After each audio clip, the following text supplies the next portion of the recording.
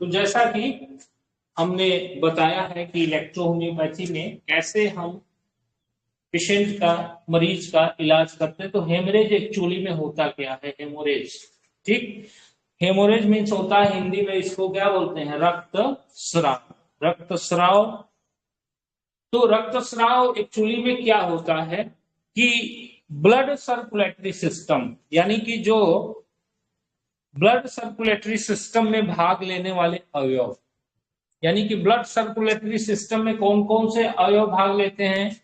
तो उसमें आर्टरीज है, शिराएं हैं, केशिकाएं, ठीक, केशिकाएं जिसको कैपिलरीज हम कहते हैं। पर इंजरी, बाह्य इंजरी या आंतरिक प्रेशर, यानी कि बाह्य इंजरी या आंतरिक प्रेशर अगर उत्पन्न हो जाए और उसके पड़ने से, नियमित रूप से उसके दबाव पड़ने से आवयविक विकृति जो होती है उसको हम क्या करते हैं? ब्लीडिंग करते हैं। यानी कि क्या होता है ब्लीडिंग? तो ब्लीडिंग का हिंदी अर्थ है रक्तस्राव, ठीक। तो रक्तस्राव क्या होता है कि जो सर्कुलेटरी सिस्टम है उसमें हमारी धमनी होती है, शिराएं होती हैं यानी कि आर्टरीज, वेन्स, ये दो हो गया, और कैपिलरीज, कैपिलरीज हो गया। पर बाह्य दबाव, बाहर का दबाव, ठीक, एक्सटर्नल आघात, इंजरी, ठीक, या आंतरिक यानी कि इंटरनल प्रेशर पड़ने से ट्रैक से अलग स्रावित होने वाले आवयविक विकृति को हम हेमरेज, अरे यानी कि हमारे शरीर से हेमरेज किस अवस्था में होता है? या तो हम बाहर कोई चीज कट जाए, कटेगा तो क्या कटेगा? आर्टरी या वेन्स कट जाएगी और कटने के कारण उसमें से स्राव होने लगेगा, वही तो हेमरेज। या मान लो शरीर के आंतरिक यानी कि आंतरिक भागों से स्राव होने लगे तो उसे क्या बोलते हैं? हेमरेज बोलेंगे उसको। आंतरिक भागों से, जैसे मान लो किसी को फेफड़ा से ब्लड आने लगा, किसी को कैसे ब्लड आने लगा? स्टमक से ब्लड आने लगा। हेमोराइड पाइल्स में ब्लीडिंग आने लगती है, यानी मरीज को जो बवासीर होती है उसमें भी ब्लीडिंग आने लगती है। आने समझ। उसके बाद क्या होता है कि आंत में हेमरेज हो जाए, आंतों से, चाहे वो हिमेटमेसिस हो, चाहे वो मेलिना हो, इपिस्टैक्सिस, नाक से ब्लड आ जाए, यूट्राइन हो हेमरेज यानी कि यूट्रस से हेमरेज हो जाए। तो इन सब अवस्थाओं को क्या बोलते हैं? That is the all the situation is the haemorrhage. ये सभी अवस्थाएं क्या हैं? हेमोरेज है मुख्य रूप से। इसको क्या बोलते हैं? कि ये सब हेमोरेज। तो हेमरेज दो तरीके से होता है, बाह्य, एक आंतरिक। बाह्य मतलब इंजरी हो जाए, चोट लग जाए, कट जाए, कहीं से एक्सीडेंट हो जाए तो होता है ना, बस कट गया और क्या होने लगा? ब्लीडिंग होने लगा, ठीक। अब ये जो हेमरेज है ये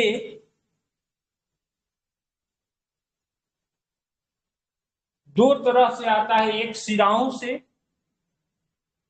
जैसे कि रक्त की जो कैपिलरीज है, स्रावित केवल रेडिश होता है, चोट लगना, कट जाना, छिल जाना, रक्तहीनता या रक्त की जो स्पेसिफिक ग्रेविटी होती है उनमें अंतर। और ये प्रत्यक्ष या अप्रत्यक्ष दो प्रकार के मुख्य रूप से होते हैं। तो अब इसमें जो है इलेक्ट्रोहोम्योपैथी में इसका ट्रीटमेंट जो है वो कैसे करेंगे?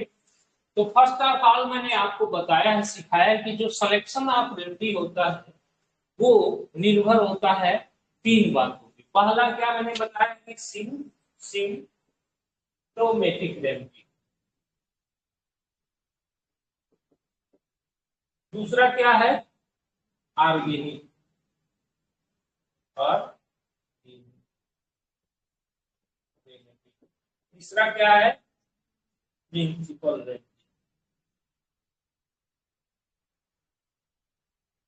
प्रिंसिपल रेमेडी यानी कि पहले में जो सिम्टम्स मरीज लेके आ रहा है या हमें दिख रहा है, दूसरा आर्गन कौन सा है जिसकी वजह से सिम्टम आ रहा है, तीसरा ये आर्गन क्यों बीमार हुआ है, किस कारण से हुआ है, ये तीनों को रिलेट करते हैं। समझ गए? तो स्पष्ट रूप से आप दवाई लिखना आसान हो जाएगा। इसीलिए मैं बोलता हूं कि दिमाग खोल के रखोगे तो बैसाखी की जरूरत नहीं पड़ेगी। बात समझ आ रही है? जैसे जब आप इस चीज को समझ लोगे कि एक्चुअली में इस चीज में कैसे हम इसको कर सकते हैं, प्रैक्टिस करोगे बार बार इस चीज को, तो आसानी से आप रोगी को ठीक कर सकते हैं। आसानी से रोगी आपका ठीक किया जा सकता है और ठीक भी होता है ये रोगी आसानी से इलेक्ट्रोहोम्योपैथी द्वारा। अरे तो अब मान लो ब्लीडिंग में कैसे सिलेक्शन ऑफ रेमेडी हम करेंगे, यानी कि मटेरिया मेडिका में आप पढ़ते हो दवाई को, समझ गए, लेकिन मटेरिया मेडिका में पढ़ने से इलाज तो हो नहीं जाए किसी मरीज का। क्या करना पड़ेगा कि उसको अप्लाई करना पड़ेगा। तो अब उसके अप्लाई करने के जो तरीके हैं, वो तरीके जब तक आपको नहीं आएंगे तो चिकित्सा कार्य नहीं कर पाएंगे। उसी तरीके को इम्प्लांट ये करने को बताया गया है कि कैसे हम करेंगे। ठीक, तो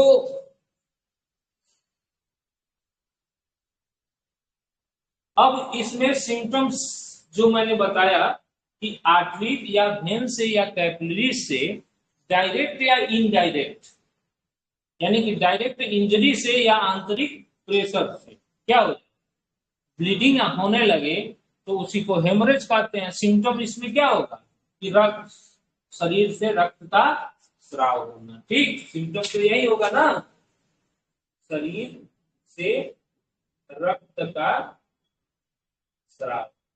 आ रहा है समझ में? यानी कि शरीर से रक्त का स्राव होना, that is the symptoms. But आगे क्या है कि उसको फिर हम मुख्य रूप से क्या जानना है कि आर्गन, ठीक, कि कौन सा अंग इन्वॉल्व होने की वजह से ये चीजें होती, कौन सा अंग इन्वॉल्व हुआ है और कारण, ये चीज है। तो इसमें जो है 2 प्रकार का मैंने बताया कि प्रत्यक्ष या अप्रत्यक्ष रूप से। ठीक, अब अगर हेमरेज होने लगे तो कई तरह के हेमरेज में कई तरह के सिम्टम्स भी आने लगते हैं। मान लो ज्यादा ब्लीडिंग हो जाए मरीज को तो क्या होता है कि तीव्र प्रकार के जो रक्तस्राव हैं, मान लो जो तीव्र प्रकार के रक्तस्राव हैं उसमें क्या होगा मरीज को, मरीज जो है चेहरे पे पीलापन आ जाएगा। अरे बात सुनो, पीला हो जाएगा चेहरा और नाड़ी अनियमित हो जाएगी, इरेगुलर नाड़ी हो जाएगी उसकी। समझ रहे हो बात? और डिफिकल्टी इन ब्रीदिंग, सांस लेने में कठिनाई होने लगी क्योंकि उसके शरीर से ब्लड निकल रहा है। जितना जल्दी से जल्दी हो सके मेजर ब्लीडिंग में तुरंत उसको इमीडिएट मैनेजमेंट की जरूरत होती है। समझ गए बात? मेजर इंजरी जो है तुरंत बंद करने की जरूरत होती है, अन्यथा शरीर से ब्लड निकल गया मरीज का और समय से अस्पताल नहीं पहुंचा तो फिर उसकी ये सिम्टम्स आने लगते हैं, यानी कि चेहरा क्या होगा, पीला होगा, पल्स जो है इरिथमेटस हो जाएगा, मतलब वो उसका स्लो इरेगुलर पल्स हो जाएगा, डिफिकल्ट ब्रीदिंग, आवाज में लड़खड़ाहट, बोलने में, निगलने में कठिनाई, शरीर के विभिन्न भागों में शिथिलता, हेमोप्लेजिया, ये सब सिम्टम्स जो हैं वो आते हैं। दुर्बलता, कमजोरी आ जाएगा, फिर बेहोश हो जाएगा। समझ गए? तो इस तरीके से इसमें जो है ज्यादा ग्रेव कंडीशन होने पे ऐसे सिम्टम्स आते हैं। समझ गए बात? लेकिन जो इंटरनल हेमरेज है वो धीमे धीमे होता है। जैसे कि हीमेपेटाइसिस, हीमेटेमेसिस यानी कि रक्त का बमन होना,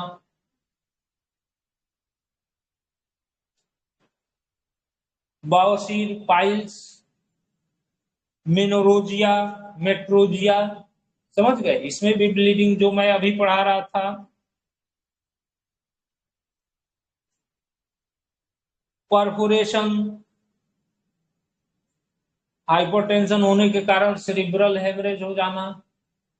इसमें तो ये आंतरिक हेमरेज जो होता है। समझ गए? तो फर्स्ट ऑफ ऑल ट्रीटमेंट अगर इसका करना है तो आपको क्या करना पड़ेगा? द सिम्प्टोमेटिक रेमेडी पहले अप्लाई करना पड़ता है, फिर क्या करना है? ऑर्गेनिक रेमेडी, फिर प्रिंसिपल रेमेडी, कारण की दवाई जो है वो हम करते हैं। तो मान लो शरीर पे अब बहुत सारे रक्तस्राव हैं, ठीक? जैसे हेमोराइड में रक्तस्राव, रक्तस्राव कोई बीमारी नहीं है, ये अंगों से होने वाले स्राव। तो अगर जहां जहां से हो रहा है वैसा वैसा नाम उसका पड़ा हुआ है। यूट्राइन हेमरेज, मान लो मेट्रोजिया, मेनोरोजिया, यूट्रस से अगर हो रहा है तो यूट्राइन हेमरेज बोलते हैं। फेफड़े से हो रहा है, नाक से हो रहा है, ठीक, पेट से हो रहा है, तो अलग अलग नाम इसके दिए गए हैं इस हेमरेज। ठीक, तो उस अंग विशेष की दवाई और फिर हमारी इसकी मुख्य दवाई जो सिम्टोमेटिक रेमेडी है हमारी, जो एप्लीकेशन एक्सटर्नल हम क्या लगाएंगे? एक्सटर्नल इसमें लगाने के लिए हम ठीक है, समझ रहे हो बात? यानी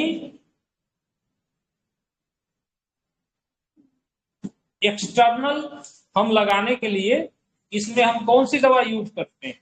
पढ़ाया गया ना इलेक्ट्रिसिटी में, बी के बारे में पढ़ाया गया है ना, नहीं पढ़ाया गया? बी है, बी को क्या करना है? बी को तर कर देना है रुई, ठीक, बी, और तर करने के बाद उस घाव पर पूरा रुई बांध देना चाहिए और आवश्यकता पड़ने पर बैंडेज, ठीक, आवश्यकता पड़े तो उस रुई को एकदम से बैंडेज कर दो वहीं पे जहां कट हुआ है। समझ गए? यानी कि पूरा रुई भिगो करके और उस पर क्या लगाना है? बी। उसके बाद जहां चोट पीड़ा हो रही है वहां पे आरी और जी लगवा सकते हैं। मान लो कट हुई है यहाँ पे, उसके अगल बगल चोट पीड़ा, तो आरी और जी। समझ रहे हो बात को? आरी और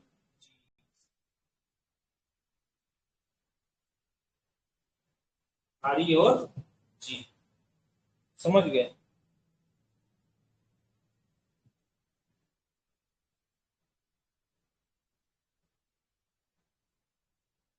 और इसमें जो है पिलाने के लिए आप दे सकते हैं इसको इंटरनल रूप से।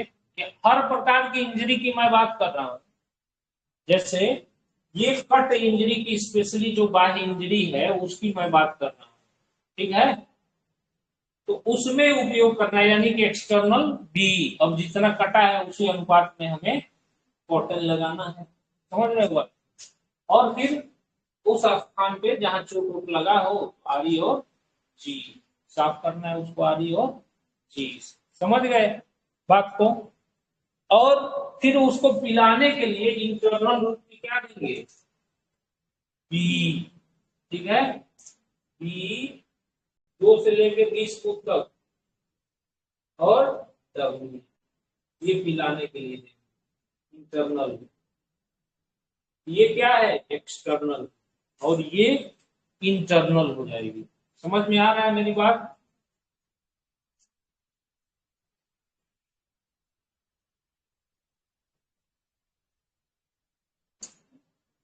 तो ये मुख्य रूप से कोई रोगी इस तरह का एक्सटर्नल कट इंजरी हुई है उसको मैं आपको बताने की कोशिश कर रहा हूं।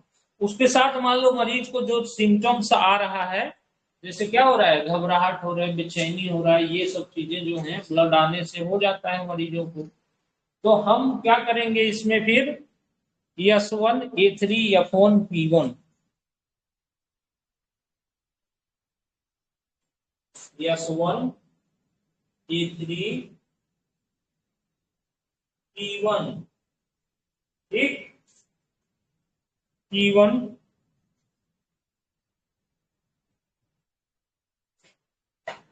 और जी, ठीक है, घाव बन जाता है तो जी इस उसके लिए मिक्सचर में बना दे सकते हैं F1 A3 P1 और F1 भी, ठीक है। F1 ये any type of cut injury जो अकूट किसी को हो गया, मान लो अंगुली कट गया, यहाँ कट गया, वहां कट गया, थोड़ा सा गहरा कट गया, ठीक, उस अवस्था में आप ऐसे उस रोगी को मैनेजमेंट कर, समझ गए बात को। और दूसरा जो मैं बता रहा हूं हेमरेज को, यानी कि हेमरेज जो सेकेंड है पार्ट है कि जो इंटरनल हेमरेज है विभिन्न प्रकार की, तो उसमें फिर आपको क्या करना पड़ेगा, अंग विशेष की, जैसे फेफड़ा से ब्लड आ रहा है या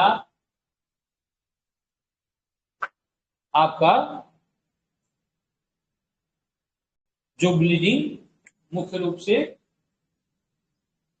हेमोराइडल ब्लीडिंग है, इपिस्टैक्सिस है, तो अब सबका इलाज फिर अलग अलग, समझ गए।